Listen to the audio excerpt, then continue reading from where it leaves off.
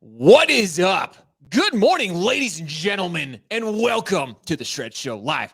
You're hanging out with me and two Joshes. I love to say this. Two Joshes always make it right. I'm hanging out with Josh Friend, CEO and founder of InSellerate. And ladies and gentlemen, we're talking about innovation and what it truly looks like in this day and age. We're in 2022. The mortgage industry isn't waiting around. It's time to adapt. It's time to overcome. And it's time to look at the data. We're going to be talking about all that and so much more. You're not going to want to miss this conversation. You're going to want to share this with your office, your friends, everybody, because we want to help you dominate in 2022. And how do you do it? Innovation is the way. Ladies and gentlemen, are you ready? Are you ready? It is time to shred.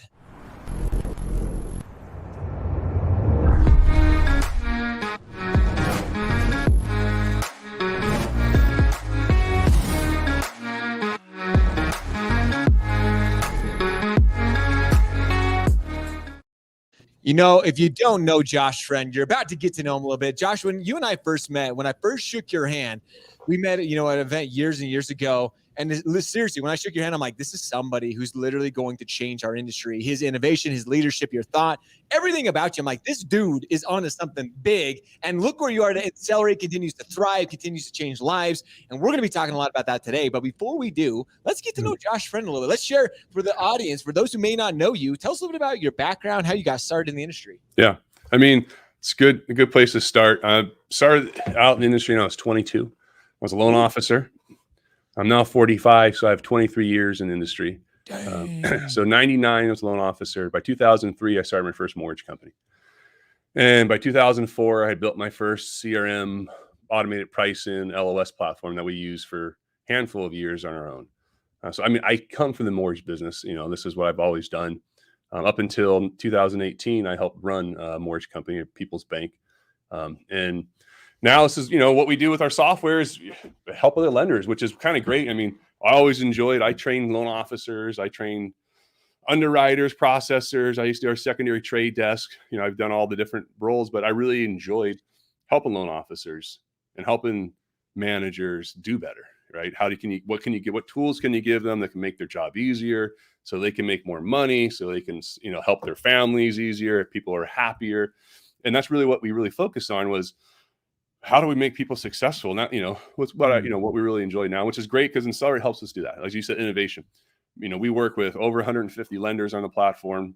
We handle over 500,000 borrower applications a month, and 3 to 4 million prospects a month get loaded up to our platform. So we had huge amounts of data. And now we're able to use, some of the skills that we've had over the years to help other lenders, which I think is a lot of fun. Dude, what really intrigues me, and that's when you first shared with me that you came from an originator background, like myself. You and I started as originators.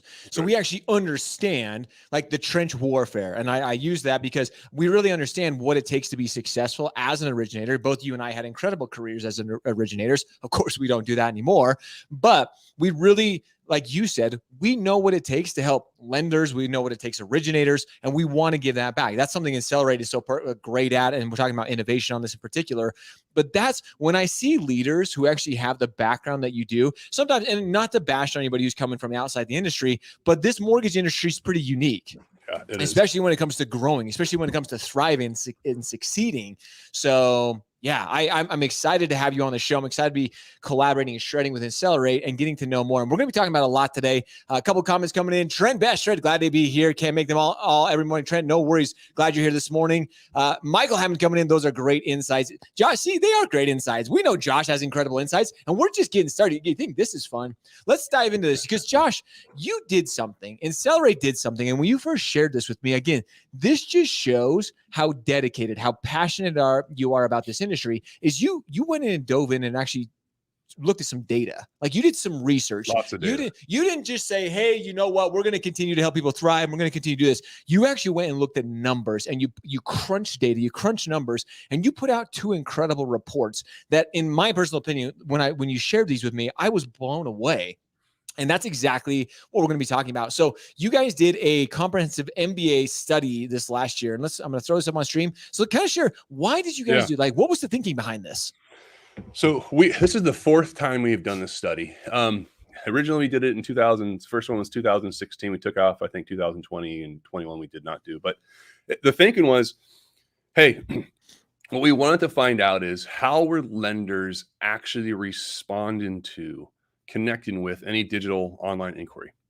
What was the lending space out there? Because we've all had the experience of buying something or wanting to buy something. You go online, you want to. I was looking at a property years ago up in the Redwoods, and I actually had a trip up the Redwoods, and it was a perfect property. I'm like, I want to see this. I messaged the real estate agent and said, I'm going to be there this week, and I want to look at the property. I didn't get an email back for a week. Yeah. Well, so guess what I didn't do? I didn't see the property. So that was kind of like, that's this ongoing thing. Or well, what's this all about? And that's what part of what InSellerate was built for, is how do we make sure that doesn't happen? So what we did is let's go out and see how lenders are doing this. So this study, I think we've done in a total close to 4,000 overall lenders. Whoa. This last year study, we did 500, I think it's 498 to be exact. And what we did is we went online, we applied for a mortgage with whatever mean they had, like contact me now, get a rate, call me. We then timed how long it took them to email us, call us, or text us, and then how often they did it. And also, was it personalized or was it, generic? And I mean, we can just get to the stats. I mean, it's staggering what the numbers were. But let's just say this: 40% of lenders never followed up. Dude, not one time, no follow up. Now, it used to be 60% of lenders, so this is better than normal. So it has improved, but 40% of lenders don't even respond to an online inquiry. They just leave it alone. They ignore it. Whoa. And other people did respond.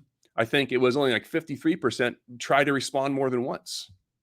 Now, here is a shocker. Here's two things that you guys should all look at. Is the overall study also showed this: 11% of lenders use text messaging. Last time we did it was 9%. So it's really not that much. Now, the bigger number we looked at was really surprising, was only 4 lenders out of 500 called, emailed, and texted their lead. Only That's 4 insane. out of 500. I mean, so this is not being done well. And I mean, the reason is people don't have the technology to do this. That's really what it comes down to. Is it's not easy to do. You need inbound, outbound phone call routing. You need automated dialing. You need lead distribution, right? You need a CRM that manages contacts. And there's an obvious, hey, I've been in this industry for 23 years. I can tell you, I go to lenders and I still see the same technology that I was using in 99.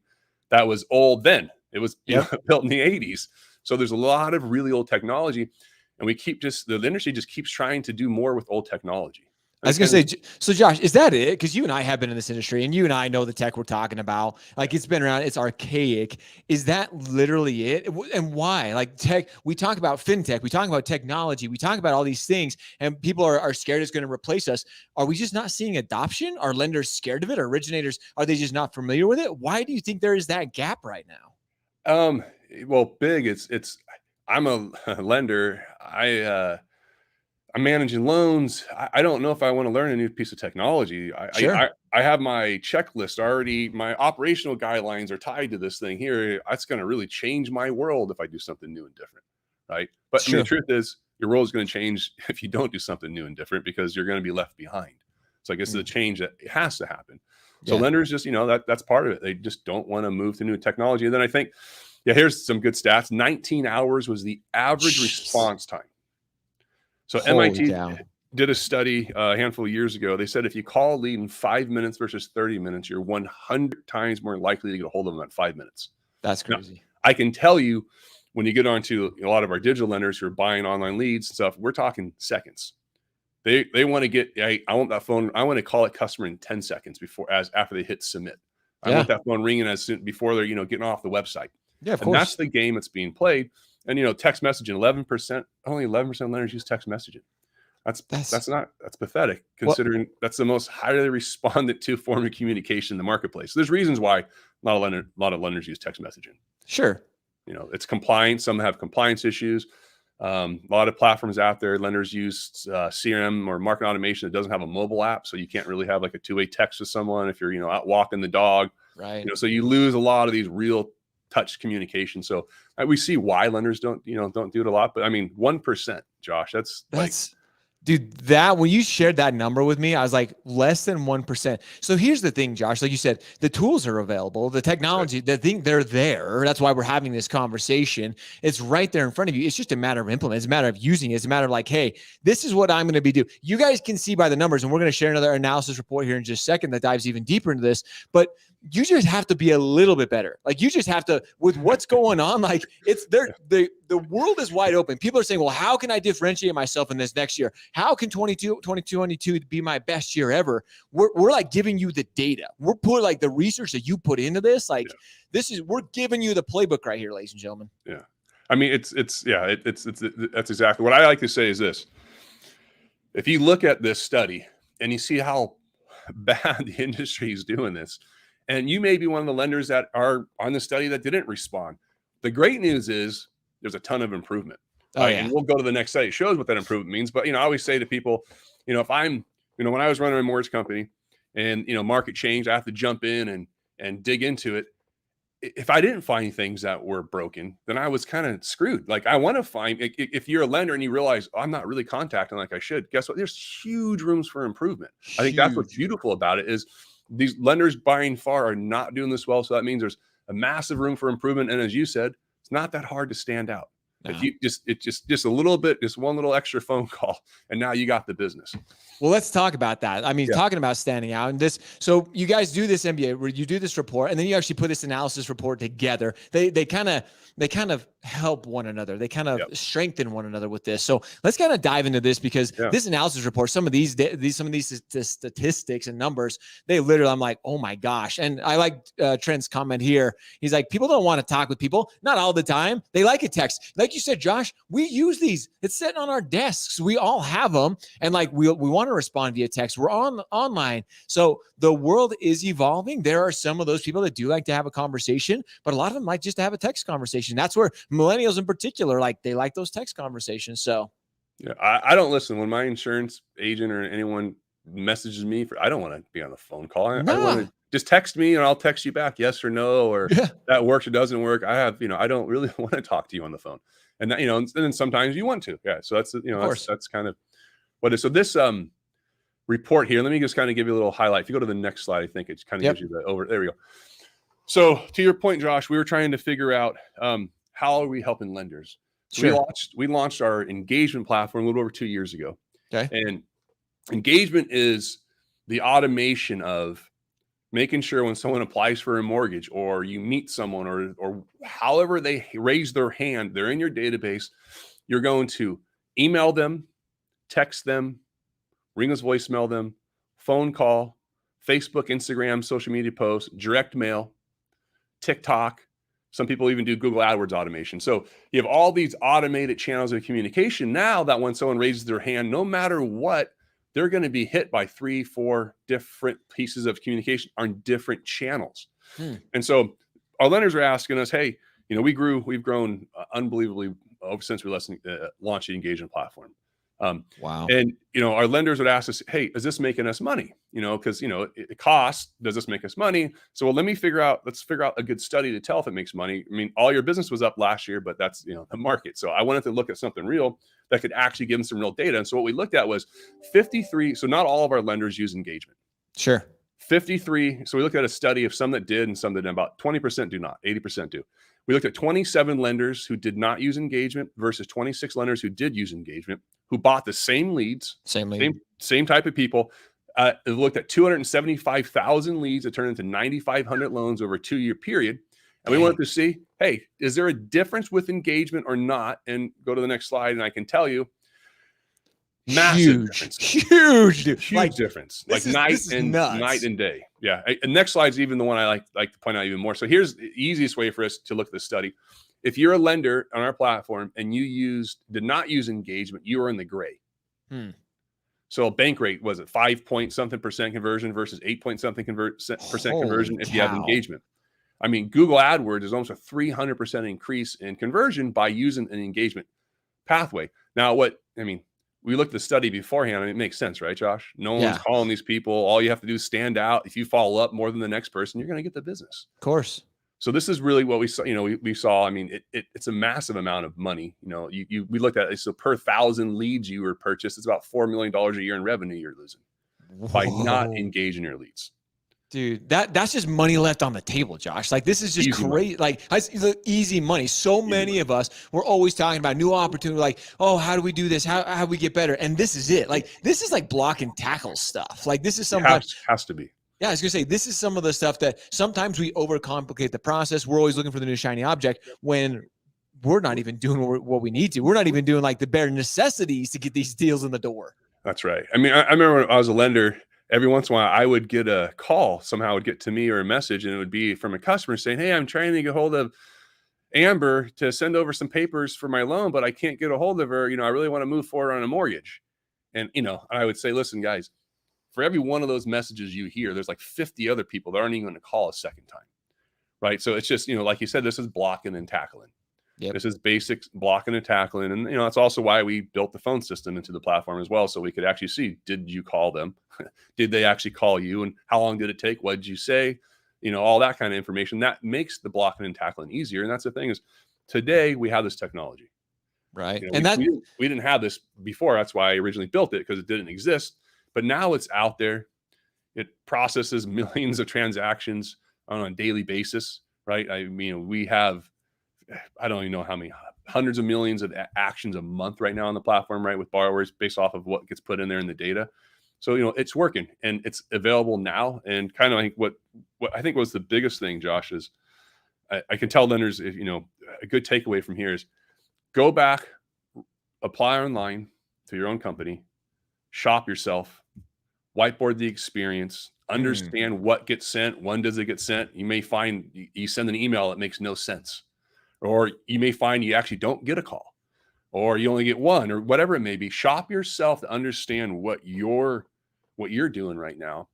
And then get a whiteboard and start laying out, all right, well, I got a hole here, I have a hole here, I have a hole here. And then you can start adding stuff to that to make that work. Right. I think that's the biggest thing lenders should do, is they should understand, what is it like to buy for themselves? They may not, you may not realize it. Like, what does your disclosure package look like? Like, do you send out disclosure packages that are not orderly? Maybe they're out of, whatever it may be, too many disclosures they actually don't need to sign. Take a look at what you're actually doing, so you can, you can thrive. And, last 2 years, to be honest, you could be a halfway decent lender and crush it. It's true, dude. Right? What you just said, Josh, everybody listen, you have to go back, like listen to that minute, 32 minutes, because how many companies have actually taken that challenge, Josh? How many companies have actually walked through their own process? And like, so many of us are like, oh, my process, like I've got the tools in place. They're like, what are you talking about? It's good. It's like, but when's the last time? What does that customer experience actually look like? When's the last time you walk through it and you're like, oh my gosh, there are holes, there are little gaps, and they may not even be big. The numbers you have shared, the data is right in front of us. You don't have to be 99% better than everybody else. You just have to be 1 or 2%. Like, you just need to do a couple little things, and you're among the elite within the industry. Take that, if you're a lender, if you have your own shop, go through the experience. Do that today. To walk away from anything else from what you've heard today, that one little thing could change your business in 2022. So like, I think that is absolutely brilliant. And how many of us have taken that responsibility? I doubt very, very few of us have. I want to, any more numbers you want? There's so many of these numbers that you talked about. You talked about conversion rates here. These numbers, when you showed them to me, just blew my mind as well. Conversion went off the absolute charts here. I'll give you the highest performer there is Google AdWords. So if you're doing any Google AdWords retargeting and creating leads to Google AdWords, you're talking a 282% increase in production if you use engagement versus not. Makes sense. That's a digital person. Of course. They're going to be in a digital world. You found them digitally. You need to connect with them digitally, and you need to connect with them in multiple channels, right? For example, what we mean by that is, let's say Facebook. If you want to market to your customer at Facebook, most lenders right now, the technology they have is, I have the ability to post an ad or a post to my personal Facebook page and my 300 friends that I have. If anyone wants a mortgage, I'm lucky, right? Sure. What we're talking about is, in the digital world, you don't have to be friends with you on Facebook. Our system will find you on Facebook or Instagram or TikTok or Google AdWords and put you in a campaign that corresponds with where you're at in the journey. And now all of a sudden you're flipping through your Facebook feed and you're going to see your lender's name showing up there, even though they've never went to your website or, whatever it may be. So now you're touching these people in all these channels. And I think that's what really makes, the difference. It's like you said, it's not 99% better. But you can get like 1% better here, 2% better here, 1% better here. That's like all of a sudden your conversions are up 20, 30, 40, 50%. And that's massive difference, right? Huge, dude. Yeah, that's what we're trying to talk about. That's what we're trying to share. You kind of shared this, like, with the amount of revenue that's being left on the table. The tools that are available to you that are literally like, they're there. It's just about utilizing them. And like you said, I think there is a little bit of fear. Sometimes people in the industry making a shift, but this was one of those things that is 100% worth it. This isn't the shiny object like, oh, let's go try this now and see if it works. Like the data speaks for itself. And just those 1%, 2%, 3% increases in some of these areas, that's what's making all the difference. And like you said, then your conversion starts to go to 20%, 25%, 30%. And imagine those numbers. Like that could literally change, like if you're a small organization or a large organization, that literally makes 2022. We all talk about, again, 2022 with margin compression and being a competitive year. Like this is the way you start to turn the tables in your favor. That's right. This is how you become profitable doing it, Yeah. right? It's you have to, I looked at it as a lender. It was like the last 15% of my loans that actually made me all my money. Jeez. Right. If you look at your hard costs and you start doing the 100%. math, so you look at it and you go, wait a minute, how do I ensure I get some more of that 15%? I mean, we at People's Bank, 16% of our funded deals came from our system's open lead recycle platform. It has it reroutes leads, gets to loan officers, 16%. So the reality is we looked at it, our profit was actually being made by just this extra 2-3% conversions that we're picking up that we weren't otherwise picking up. And that's where we're making the money. So you have to look at that as a lender. Where are you making the money? And you have to be as efficient as possible right now. I say efficiency is everything. And that's why, but that's what innovation looks like, Josh. That's kind of what this entire episode, this show has been all about, is innovation, having the tools, having the technology, but being efficient in particular, that is innovation. Like having the tools, having the practices in place that's going to help you be more efficient. It's going to help you look at these things. And it's going to help you with those conversion rates, which again, like you said, if you're a lender, you're looking at those last 15% of loans. What is bringing additional revenue in? What is going to be making us more money, like dollar cost per dollar wise? Like what is actually going to help us really make 2022 the most profitable? Because we all know numbers are going to be down. So we really need to start looking at how to be, okay, how do I get those conversion rates up? Josh, this is stuff, like we said, it seems so simple, but the numbers literally speak for themselves that look how much opportunity there is right in front of us right now. It's just crazy. Yeah, no. So that's, if you're a lender, you should feel really good about that. Like actually look at the, the playing field and say, hey, I don't have to do a whole lot to be better than everybody. I mean, and you look at it, when I was at People's Bank, we had a 91% customer satisfaction rating, which was extremely high for banking. And mortgage is not the difference. So mortgage and banking is probably one of the least levels of customer satisfaction there is in, across the board. And at the bank, what we took was, well, listen, if everyone pretty much thinks bank's customer service sucks, we don't really have to do that much better. And people are going to love us. And that's what it was. Just a little bit more than everyone else did. And they loved us. It was, we didn't pay much in our interest rates. We had like some of the lowest interest rates we paid for people's checking accounts, but they wanted to bank with us because we had great service. And you really, if you're a lender, you have to understand something. You are in the service industry, maybe financial services, but it's the service industry. So when you call your customers, are they able to call you, return calls? What's the information you give them? That's how you make your money. Yeah. Only service. You're not creating a new loan. Fannie Mae, Freddie Mac, anyone can get that loan. FHA, VA, anyone can get those loans. So you're just, the only way you can differentiate yourself is the service and the experience someone gets once they raise their hand and talk to you. Oh man, that is so key. That's our like mic drop. That's our end note, because that is literally it. Everything, all the data, all this and that, all the reports you put together here, what you just said, putting that all together, like that's really what's going to make 2022 and the years coming in up and coming better for everybody, for lenders, for everybody that's listening to this. And Josh, that's why it's so exciting. Such a breath of fresh air for me.